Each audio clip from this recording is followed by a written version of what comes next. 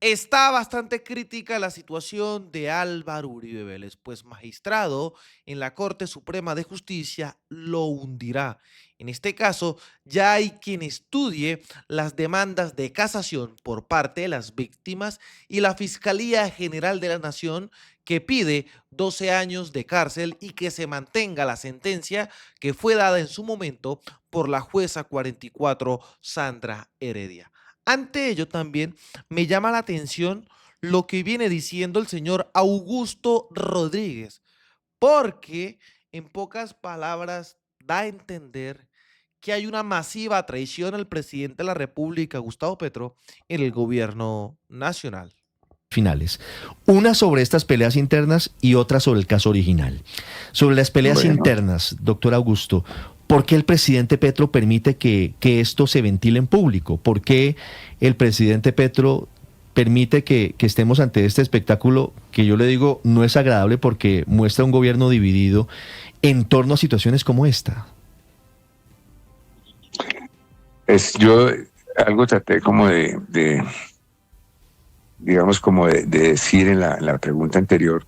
El presidente de la República confía en su equipo. Sin embargo, hay funcionarios que lo engañan o le dicen algunas cosas que no son exactamente, están ligadas exactamente a la verdad. Ojo, o sea que esto termina por configurar una traición por los altos funcionarios del gobierno. Lo está diciendo Augusto Rodríguez, que hay unos que engañan al presidente de la República. Incluso otros omiten la verdad ante el primer mandatario. O sea, me hago la pregunta y los invito a ustedes a preguntarse, que hay miembros de la extrema derecha en los altos cargos del gobierno nacional para que estén engañando al presidente de la República, Gustavo Petro, para que también le estén omitiendo las verdades a nuestro primer mandatario. Bastante delicada esta situación. ¿Cómo la ven? ¿Qué creen al respecto? Pues señores, esperemos los resultados en cuanto a las diferentes investigaciones, porque esto no es normal. Esto no debe ser así. Y otra jugadota del presidente Petro es que el gobierno ya expidió el decreto para reducir la prima de servicios de los congresistas. Ojo, les quitó el megasueldo, nada más y nada menos que 16 millones de pesos.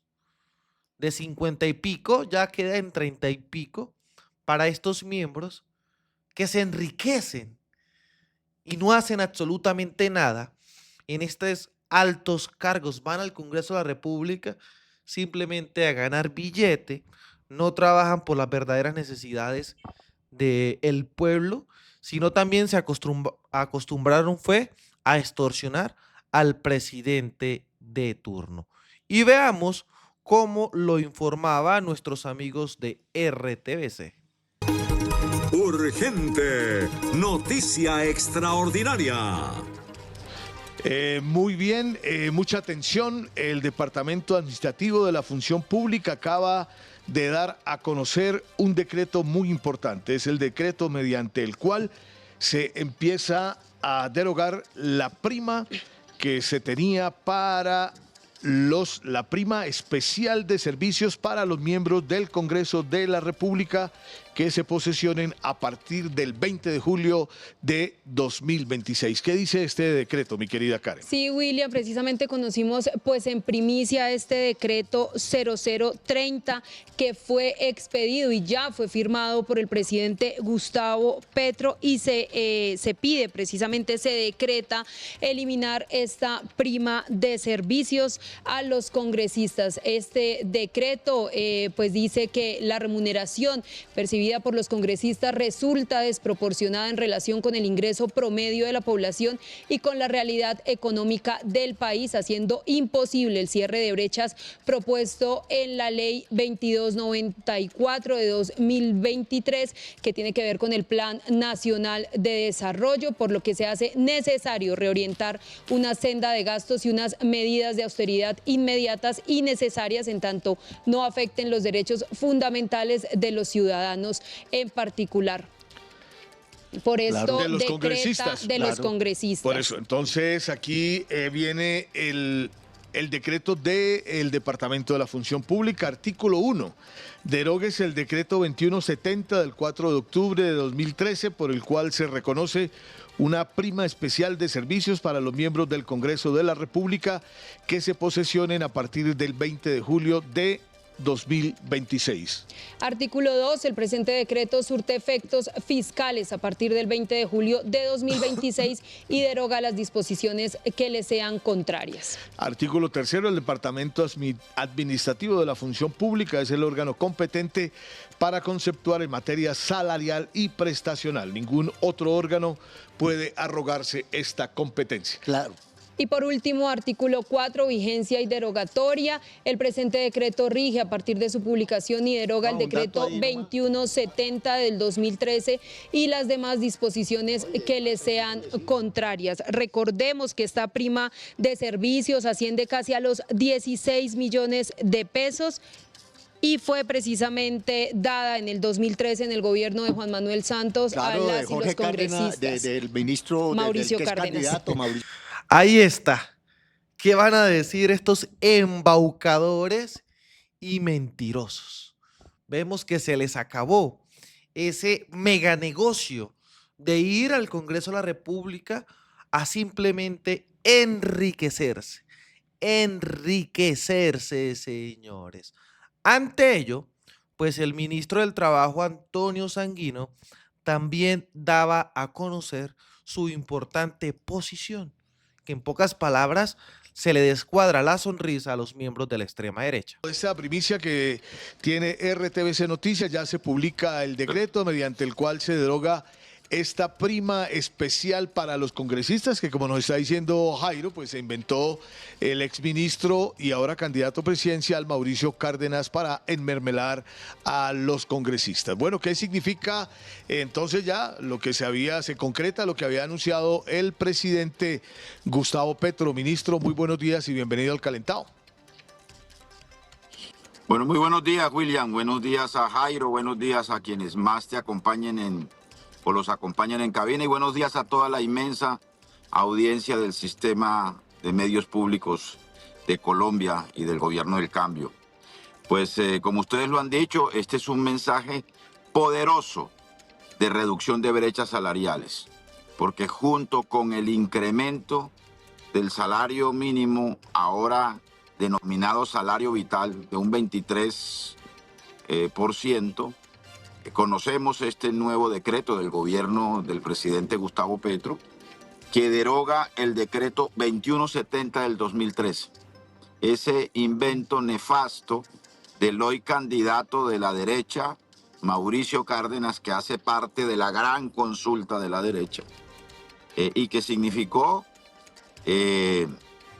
un regalazo bajo la modalidad o bajo la empaquetadura de mermelada que le entregaron a los congresistas de Colombia desde aquel entonces hasta la fecha, y que a precios de hoy constituye una bonificación de 16 millones de pesos mensuales para cada uno de los congresistas de Colombia.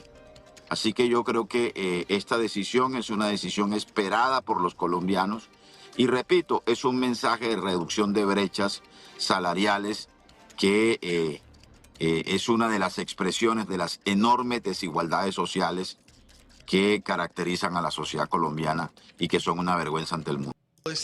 Una vergüenza ante el mundo. Muy bien lo que nos daba a conocer el señor ministro del Trabajo. Y bueno, esto se pone bastante interesante con el caso de Álvaro Uribe, señores, porque ojo, la Fiscalía en cabeza de la fiscal Marlene Orjuela, presentó la demanda de casación, igualmente que la bancada de víctimas como Iván Cepeda, Eduardo Montealegre y demás personas. Primero, la fiscalía pide la condena de 12 años ante este señor en la Corte Suprema de Justicia. Recordemos que le huyó cuando era senador de la República porque en su momento tenía al fiscal de bolsillo Francisco Barbosa. Llegó un gobierno progresista, las entidades se han estado poco a poco dejando de permear y ha sido condenado. Y a eso mismo, a lo que él huyó, vuelve ahora a enfrentarse. ¿Y qué sucede? La Corte Suprema de Justicia por reparto ya tiene el magistrado que, ojo spoiler, será el que va a condenar a Álvaro Uribe Vélez. Porque si lo huyó hace unos años, ahora se terminará de confirmar todo. La Corte Suprema de Justicia asignó a un nuevo magistrado para revisar el recurso de casación presentado por las víctimas y la Fiscalía contra la absolución del expresidente Álvaro Uribe Vélez, quien en primera instancia había sido condenado por los delitos de soborno en actuación penal y fraude procesal. Se trata del magistrado Carlos Roberto Solórzano, con más de 35 años de experiencia en litigio profesional y académico. Fue designado por la Alta Corte para conocer los recursos de casación presentados por las víctimas y la Fiscalía contra la absolución del expresidente Álvaro Uribe Vélez. Según la fiscal primera delegada ante la Corte Suprema de Justicia, Marlene Orjuela, el objetivo de la demanda de casación es corregir los errores de la sentencia de segunda instancia. En el escrito presentado por la Fiscalía se indica que el exmandatario habría dado instrucciones al abogado Diego Cadena para influir en las declaraciones de testigos ante los tribunales. Álvaro Uribe determinó al abogado Diego Javier Cadena Ramírez para que directamente o por interpuesta persona entregara y o prometiera dinero u otras utilidades a seleccionados testigos de hechos delictivos para que faltaran a la verdad o la callaran total o parcialmente en las actuaciones penales aludidas. Es importante precisar que la decisión que ahora será revisada por el nuevo magistrado fue tomada por el Tribunal Superior de Bogotá, que absolvió al expresidente de la condena de 12 años de prisión impuesta en primera instancia. Y bueno, empieza el miedo por parte de la prensa mentirosa en Colombia, porque ahora salen con el cuento que uno de los culpables que este héroe vaya a la cárcel es Iván Cepeda Castro, tal es como lo anuncia la misma revista Semana. ¿Quién es el magistrado que resolverá el proceso contra Álvaro Uribe en la Corte Suprema? Será el mismo magistrado que lo condenará y lo llevará a la cárcel. Miren muy bien la fotografía, que creo yo, claro es, será el próximo héroe de Colombia. Esta es la persona que, con todas las pruebas que vamos a ver a continuación, llevará a Álvaro Uribe Vélez a la cárcel, señores. Ojo. ¿Por qué lo llevará a la cárcel? Pues recordemos lo que en su momento la misma Fiscalía General de la Nación, en cabeza de Marlene Orjuela, daba a conocer. Ella dio a conocer 5 puntos fundamentales: casar parcialmente el fallo de segundo grado, en el sentido de revocar el numeral primero de la parte resolutiva, para que en su lugar no excluir las interceptaciones telefónicas, las cuales, junto con otros medios de prueba, acreditan más allá de duda razonable la determinación de Álvaro Uribe Vélez en la comisión de delitos de soborno en actuación penal y fraude procesal. Y no era lo único, porque también aquí pedía revocar lo que en segunda instancia salvó a Uribe y lo dejó en libertad. Miren, casar parcialmente el fallo en el evento de Carlos Enrique Vélez Ramírez. En el evento de Carlos Enrique Vélez Ramírez, como veíamos. El tercero, en el evento de Eurídice Cortés Velasco. Y miren, en el tercero. En el cuarto, dictar contra Álvaro Uribe Vélez la sentencia de 12 años que fue proferida en su momento por la jueza 44 Sandra Heredia. Miren, en el evento de Juan Guillermo Monsalve. Y por último, confirmar la condena dictada en primera instancia como determinador del delito de fraude procesal en los eventos de Cómbita y el Tuso Sierra. Estas eran lo que presentaba en su momento la fiscal Marlene Orjuela. Aquí vemos su firma oficial ante la Corte Suprema de Justicia y cómo pedía de manera inmediata los 12 años de prisión para este señor. Incluso esto es muy importante porque recordemos lo que pasaba cuando Álvaro Uribe Vélez le huía a la Corte Suprema de Justicia, y así lo daba a conocer nuestro amigo Alfredo Serrano del Tercer Canal. Resulta que estos miserables quisieron, ¿cómo se llama cuando uno satirizar, digamos, convertir en una suerte de payaso, de mentiroso, de incluso delincuente a Iván Cepeda? Y ese, en mi opinión, hasta ahora, Mariana, es el gran error que cometió Álvaro Uribe Vélez, contradenunciar a Iván Cepeda. Claro. Si Álvaro Uribe Vélez, el nefasto y tenebroso expresidente de Colombia, no denuncia y entra en ese proceso, que luego entra Miguel Ángel del Río, el doctor Villalba y todo lo que el país conoció, porque eso fue transmitido en vivo y en directo. Juzgado en primera instancia, el delincuente Álvaro Uribe Vélez le han metido creo que 12 años, ¿no? 12 años de prisión, y luego sí, exonerado por unos miserables aquí del tribunal, pícaros de Bogotá. Entonces, Álvaro Uribe Vélez le pisó la cola a Iván Cepeda. Iván, que ya venía investigando con el CINEP, muy amigo del CINEP, ¿no es que se llama? Sí, sí, CINEP. Sí, CINEP, que es un instituto de investigación social y popular de la Universidad Javeriana, donde han pasado unos curas, esos sí, curas revaliosos y estudiosos. El padre Arango, ¿cierto? Sí, está bien. Él está vivo, ¿no? No sé, la verdad. Creo que vive el padre Arango. Creo que es Arango. Escribió un libro que se llama A las puertas, ese A las puertas del ubérrimo lo escribió Jorge Rojas con Iván Cepeda. Pero con Iván Cepeda hicieron otras investigaciones valiosísimas. Yo creo que pudo ser en su momento el mejor instituto de investigación social en Colombia, el CINEP de la Universidad Javeriana, para ser honrados. Y resulta que nosotros empezamos a conocer fechorías, dice un amigo mío, fechorías de Álvaro Uribe Vélez. Ah, bueno. Además, veíamos los diferentes radicados y cómo incluso en su mismo momento la Corte Suprema de Justicia evadió a Álvaro Uribe Vélez. Esmeralda Hernández renunció al Senado para evitar que la Corte Suprema lo investigara. Y ahora le huye a la jueza de su caso. Álvaro Uribe Vélez pensó que tenía un fiscal de bolsillo, pero se fregó. Mis respetos a la jueza, que hace respetar su labor, cumple con su deber y no le teme a Álvaro Uribe Vélez.